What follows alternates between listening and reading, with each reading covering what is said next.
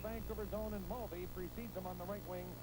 Mulvey went in on. Now Gradin and Mikita are the setters as there's been line changes. Play is back in the Chicago zone. O'Connell, the young defenseman, banks it off the boards. It came off the referee's skate. Stan Mikita has the puck in the Chicago zone.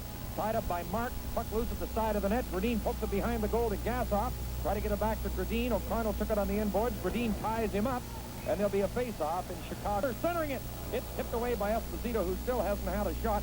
In fact, I don't think either goaltender's had a shot to handle. Here's a chance for Rota in the Vancouver zone. He scores from an impossible angle as he caught Hanlon a little off guard in that quick shot by Darcy. Well, I thought for sure that John Grisdale was going to get back and be in excellent position to pick up Darcy Rota, but Darcy Rota has the good wheels as he fought his way around defenseman John Grisdale, and it was almost from an impossible angle as he picked the far corner on Glenn. It's his 10th goal of the season, and the Blackhawks jump out to a 1-0 lead. Of course, not all the time, but the percentage is with the team that scores first. Play is in the Vancouver zone. The puck stolen back of the net. It's center, tipped off of Hanlon's stick, and he picked the puck out of the air as that shot by Ivan Bolderev was caught. Canucks a little bit check on the inboard. The puck came back to Sneps at the left point from Gillis. Sneps a shot right on, and Esposito saw it all the way and covered up the puck. In modern times, that's the best shutout record in a single season, although George Hainsworth, and I don't remember him, got 22 shutouts in a 44-game season way back in the early years of the National Hockey League. Jerry Gillis at his own blue line. His pass intercepted by Bolderev. In over the Vancouver line. A nice move. Lost control of the puck. Recovered by Murray right in front. Hanlon made a good save. They score on the rebound. It was Ted Bully. He has more moves than Houdini. Did he ever put a move on Harold Sneps? But then he lost control of the puck when he did put the move on him. And Ted Bully ends up getting another pass, and he just banged in the rebound. Murray made it. It'll be Bully from Murray and Bolderev at 4:46. And number 12, Ivan Bolderev. The time, 4:46. Play in the bank. Gradin can't reach the long pass, and Esposito tapped the puck away from Gradin. Gradin picked it up to Smeal. He couldn't get a stick on it. Here's Mano's shot. Kicked out by Esposito. The rebound is steered away from in front by O'Connell. Came off the boards to Gradin. Gradin threw it in front. Gasoff couldn't get a stick on it. Gasoff centering it again and went across into the corner. Gradin tapped it to Smeal in the corner. From the inboards, he centered it. Gradin shoots. Esposito made a great save on Thomas Gradin. Gradin took a weak shot, hit the side of the net. Sneps hits Daig as the buzzer goes to end the first period. That's the first period of tonight's game. The score of the Chicago Blackhawks 2, the Vancouver Canucks 0. We'll have a summary in a moment. Callender couldn't pick it up at the blue line. It's brought to center by Daig. On the left for Rota. In the Vancouver zone, he shoots it away off the target. Kerr goes to it on the boards. Ran into Settlebar, who knocked him down. A quick shot. They score!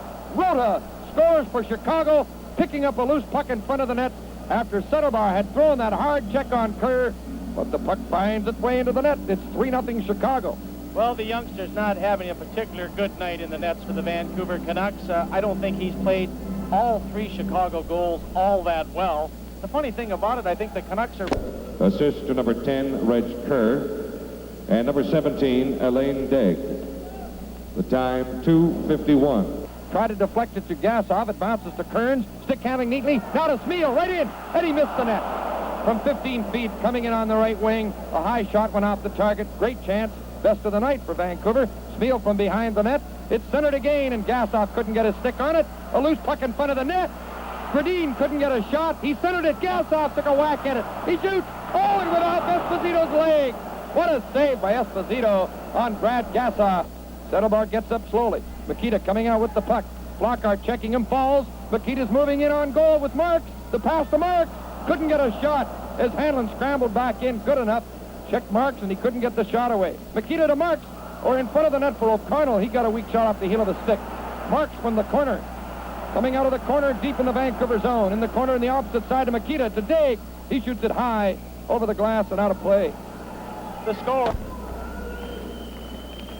Canucks got the draw. But Kerr's trapped offside, and this line of Kerr, Rota, and Daig flying for Chicago, and Darcy players to the rink in the Vancouver zone along the boards to Hanlon's right, and they hold the puck in the boards to stop the play. A shot on the face-off. Hanlon kicked it out. A loose puck in front of the Vancouver goal. A scramble. The puck is still in play. They score! Ivan Bolderev shot it through the crowd as Kearns and Grisdale were all tied up with 2 Chicago players in front of the net, those big forwards, Bully and Mulvey.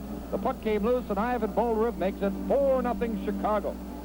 Well, I think if you stop to analyze the fourth Chicago goal. It was a case of both defensemen in front of the net, which were Dennis Kearns and John Green. A good night for him.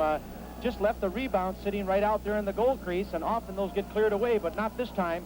And the Hawks, once again, you get a scoring opportunity, they cash in. Ivan Boldurev. Assist to number 29, Ted Bully, and number 22, Grant Mulvey. The time, 8:47. 8:47 of the second period, the fourth Chicago goal. Here's a shot by Mulvey. Went off Kearns to the corner. Bully from behind the net, centering it. Bully, another shot by Boldurev. A scramble again. It's shot just wide. Boldurev from behind the Vancouver goal with the puck. Plays it out to Murray. His shot kicked away. A scramble again in front of Hanlon. Now he's down covering up the puck. And a lot of pushing and shoving in front of the Vancouver goal crease. Grisdale all tied up with Ted Bully. But this big physical forward line, Boldurev, Bully, and Mulvey camped on the doorstep, and they almost had number 5. And that's very intelligent hockey. They have this 47. Vancouver's back at full strength. Lindgren has just come out of the penalty box. Rota at center. Lost the puck to Lars Lindgren. Into the Chicago zone. Lindgren coming in on goal. He shoots. Esposito made a save on a good effort by Lindgren. To the Chicago line. Coming in on the right. Ran into Russell. The puck goes loose. Blockhart backhander kicked away by Esposito. Blockhart in the corner tried to center the puck. He's checked on the inboards. Kerr lost it back of the net. A loose puck kicked in. No goal. No goal. It was kicked in by Hilliard Graves. Wally Harris disallows the goal. Graves is arguing, but he's not fooling anyone. No goal. Jim, that's why you're the best when you call this game. Right on the spot. Very obvious to us up here in our broadcast vantage point. Hilly Graves kicked it in as Callender centered it from behind the net. And referee Wally Harris, he's centering Fraser and Blight. Chicago with the puck as Coral moves in the Vancouver zone. He's checked by Lindgren, and Grisdale feeds the puck. It's handed away. A shot by O'Connell, kicked out by Hanlon. From behind the net, it's jammed. They score! Jammed in by Stan Mikita. Coming out from behind the Vancouver goal, and it's 5-0 for the Blackhawks. We told you that Mikita his skating ability might have slipped a little bit. After all, he's been in this league for 20 years, but he still has the thinking power. Very crafty with the puck as he went right behind the net. Cakewalk of this one, they lead 5-0. By number 21, Stan Mikita. Assist to number 14, Mike O'Connell. The time, 14:39. Mikita has won the scoring title 4 times. He's Real tough guy in the penalty box all the time, and then he cleaned up his act. I think one year won the Hart Trophy, the scoring title, and the Lady Byng all in the same year. I think he did it twice. Yes, he did. Winding up, take the shot. It went high. Good enough from the right point. A shot. Just missed the far corner. Snaps at the left point. Winding up. Passes to Gradine. In front. Gassoff on his knees. A shot. A rebound. Hit the post. Esposito stopped the first shot. Gassoff hit the post in the rebound. They just can't buy a goal. Puck dumps it in the Canuck zone as the horn goes to end the second period. After 2 periods, the score, the Chicago Canucks. Best line, of course, though, has been Gradine, Fraser, and Brad Gassoff. Now good enough from the right side. It's centered, dumps it in, and the shinny goes on as neither team's making much of a way of a play. Here's a loose puck in front of the net. A backhander by Gradine is blocked. Shot hit the goalpost. I think the red light flicked off and on for a moment, but the puck didn't go in. Now it's iced by Chicago. And back goes... Canada offers 21. 8 seconds left in the hockey game. 5-0 Chicago. Esposito's been sharp. He's been a bit lucky, too. A few scrambles, especially with the line of Gradine, Smeal, and on the ice for Vancouver right. Puck loose in the Vancouver zone. Getting a little chippy out there. I think something's going to erupt here soon. Here's a penalty to Vancouver. Coming up to Dennis Kearns. There's Mikita shooting. Hit the post. Rebound in front. The puck covered up by Hanlon down on the ice. Oh, there's a punch thrown by Kelly. Right into the face of Stan Smeal. And now everybody's pushing and shoving at long range, and nothing's going to come of it. Smeal is ready to take on Big Bob Kelly, who just punched Smeal in the face while an argument was going on. Well, Battleship Kelly isn't the notorious... This sort of bluff that he was going to pick up his stick on the ice, and then he made a sudden run at Kelly, but was intercepted. Gassoff, I noticed, has neatly dropped his gloves. He's ready. And I just felt something was going to happen. The last few minutes, they were getting a little chippy. Sticks were getting up. Hasn't been a rough game, but the Canucks trailing 5-0 in their own building. A little frustrated. Here's a punch thrown by Smeal. Now he's got Cliff Coral. There's going to be a brawl now. Grisdale grabs Coral. Now there's a pileup down on the ice as Smeal has someone down. Kelly grabs him from behind. Gradine. There's a pileup of players in the circle to the right of Glenn Hanlon. Mikita's going in as a peacemaker. Grisdale has a couple of players held at arm's length. Oh, there's some punches being thrown, and Thomas Gradine's getting the worst of it in a scramble. Now Kearns comes into it, grabbing someone from behind. Gradine was taking a lot of punches in there. Now Grisdale is getting all tangled up with Ivan Boldarev, and they're all brawling around on the ice. Hanlon is standing in that crease. I'm waiting for him to get involved. Take it away, Tom. Well, it looks like they might even come off the benches. We've got players that they're sitting over the boards already. This could really break out into something because Thomas Gradine is just taking a pounding from Battleship Kelly. He's on the ground.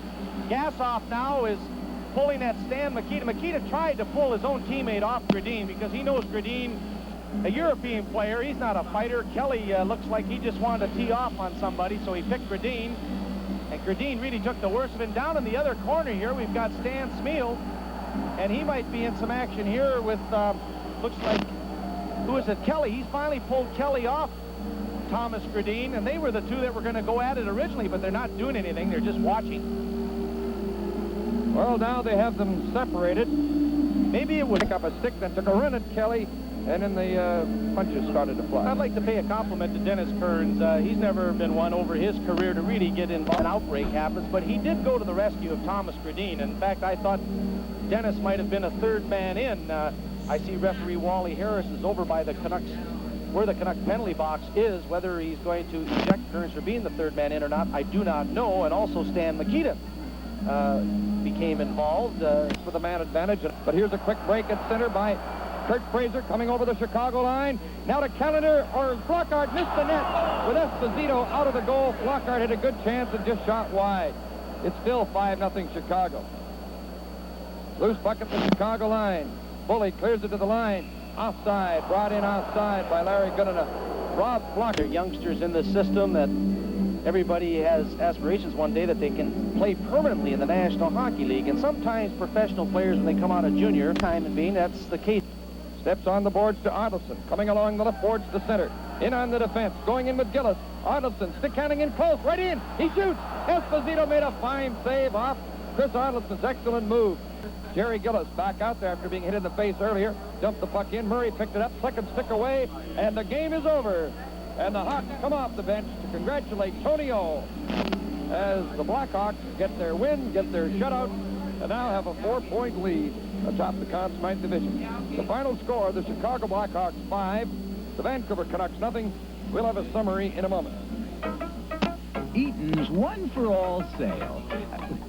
Actually...